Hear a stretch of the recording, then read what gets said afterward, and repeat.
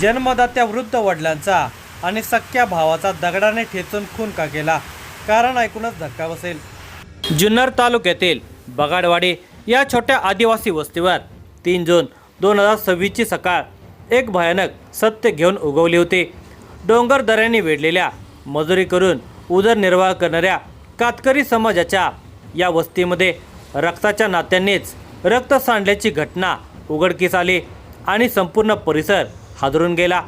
एका मुलाने केवळ लग्न होत नसल्याच्या रागातून स्वतःच्या वृद्ध वडिलांचा आणि सख्या भावाचा निर्गुण खून केल्याचे समोर आले.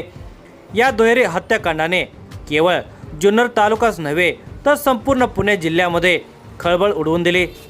या धक्कादायक घटनेचा सविस्तर वृत्तांत पुढे पाहण्याअगोदर जर तुम्ही या चॅनेलवर जर नवीन असाल तर प्लीज आपल्या या मराठी चॅनेलला नक्की सबस्क्राईब करा. बगाडवाडी येथे राहणारे जयराम महादू मुकणे हे वयाच्या 65व्या वर्षीही मजुरी करून उदरनिर्वाह करत होते. पत्नीचे काही वर्षांपूर्वी निधन झाले होते. कुटुंबातील मुलांनी आपापल्या परीने संसार थाटलेले होते. त्यांचा मुलगा युवराज जयराम मुकणे हा पत्नी गीता आणि 2 मुलांच्यासह जवळच राहत होता. दुसरा मुलगा राजू जयराम मुकणे हा टिटेवाळा परिसरात आपल्या कुटुंबासह राहत होता. तर मोठा मुलगा बाबाजी जयराम मुकणे हा वडिलांच्या सोबतच बगाडवाडी येथे राहत होता. बाबाजीचे वय 32 वर्षे झाले होते, मात्र त्याचे लग्न झाले नव्हते.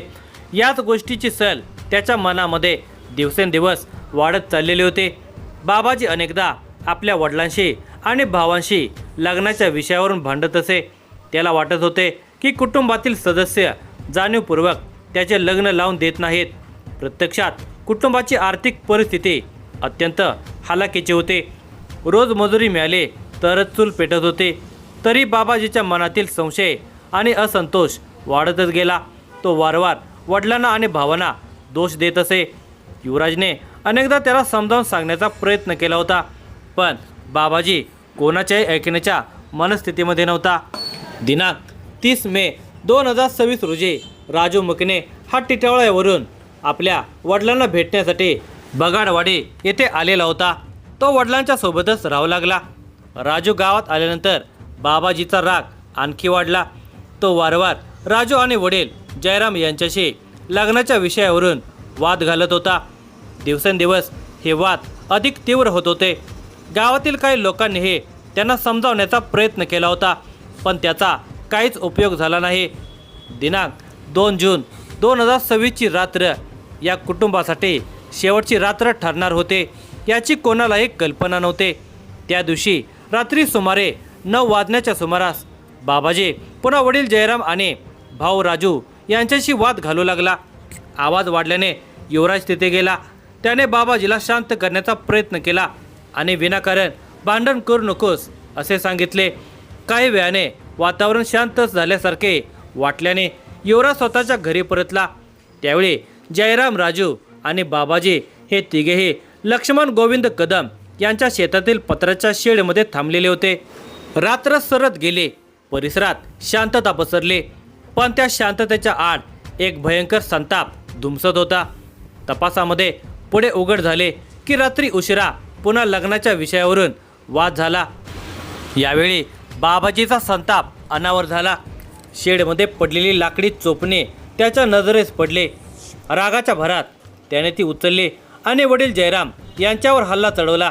अचानक झालेल्या हल्ल्याने जयराम यांना सावरायलाही वेळ मिळाला नाही. त्यानंतर त्याने भाऊ राजूवरही तितक्याच क्रूरपणे प्रहार केले. दोघेही गंभीर जखमी होऊन खाली कोसळले. बाबाजीचा राग मात्र तेथेच थांबला नव्हता. समोर पडलेल्या जखमी वडिलांच्याकडे आणि भावाकडे पाहूनही त्याचे मन द्रवले नाही. उलट त्याने शेडबाहेर पडलेला मोठा दगड उचलला आणि प्रथम वडिलांच्या डोक्यावर आदळला.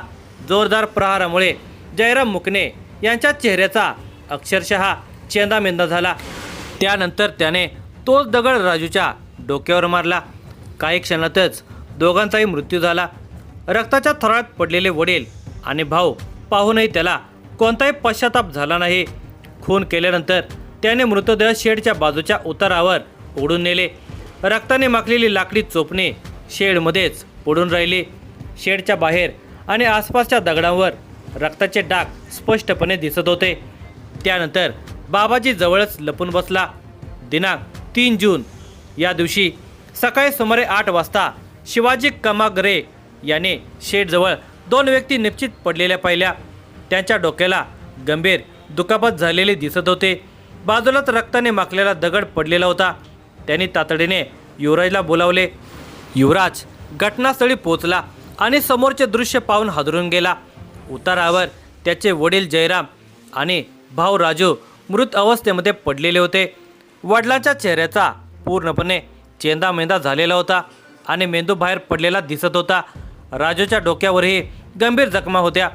युवराजने आजूबाजूला पाहिले असता त्याला बाबाजी शेडच्या मागे बसलेला दिसला। त्याने बाबाजीला विचारले असता बाबाजीने स्वतःच गुन्ह्याची कबुली दिली। माझं लग्न लावून देत नव्हते म्हणून मी दोघांना मारलं असे त्याने सांगितल्याचे फिर्यादीमध्ये नमूद करण्यात आले आहे। या धक्कादायक घटनेची माहिती मिळताच ओतूर पोलीस स्टेशनचे सहाय्यक पोलीस निरीक्षक ज्ञानेश्वर बाजगिरे यांनी आपल्या सहकाऱ्यांच्यासह घटनास्थळी धाव घेतली। पोलिसांनी परिसर बंदोबस्ताखाली घेतला। पंचनामा करण्यात आला। रक्ताने माखलेली लाकडी चोपणे, दगड आणि इतर पुरावे जप्त करण्यात आले। दोन्ही मृतदेह शवविच्छेदनासाठी प्राथमिक आरोग्य केंद्र ओतूर येथे पाठवण्यात आले। युवराज मुकणे यांनी दिलेल्या फिर्यादीवरून ओतूर पोलीस स्टेशन येथे गुन्हा रजिस्टर क्रमांक 150/2026 या अन्वये भारतीय न्याय संहिता कलम 103(1) अंतर्गत बाबाजी जयराम मुकणे याच्या विरुद्ध दुहेरी खुनाचा गुन्हा दाखल करण्यात आला आहे।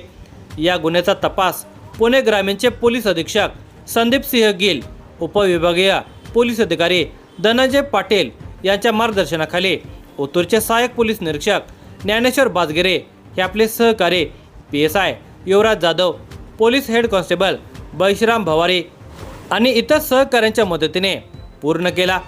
या घटनेमुळे संपूर्ण बगाडवाडी हे गाव शोकसागरामध्ये बुडाले आहे। गावकऱ्यांना अजूनही विश्वास बसत नव्हता की ज्याला वडिलांनी लहानाचे मोठे केले त्याच मुलाने त्यांच्या डोक्यावर दगड घालून त्यांचा जीव घेतला। लग्नासारख्या कौटुंबिक प्रश्नातून निर्माण झालेला राग एवढ्या टोकाला जाऊ शकतो याची कल्पनाही कोणाला नव्हती। एका रात्रीत जयराम मुकणे यांचे कुटुंब उद्ध्वस्त झाले। वृद्ध वडील अनेक मुलगा मृत्युमुखी पडले। दुसरा मुलगा आरोपी बनून तुरुंगामध्ये गेला आणि तिसरा मुलगा युवराज याच्या खांद्यावर संपूर्ण कुटुंबाच्या वेदनेचे ओझे येऊन पडले। बगाडवाडीतील त्या पत्र्याच्या शेडमध्ये घडलेली ही घटना आजही गावकऱ्यांच्या मनामध्ये भीती, दुःख आणि हळहळ निर्माण करते। कारण त्या रात्री फक्त 2 खून झाले नव्हते तर एका संपूर्ण कुटुंबाचा अंत झालेला होता।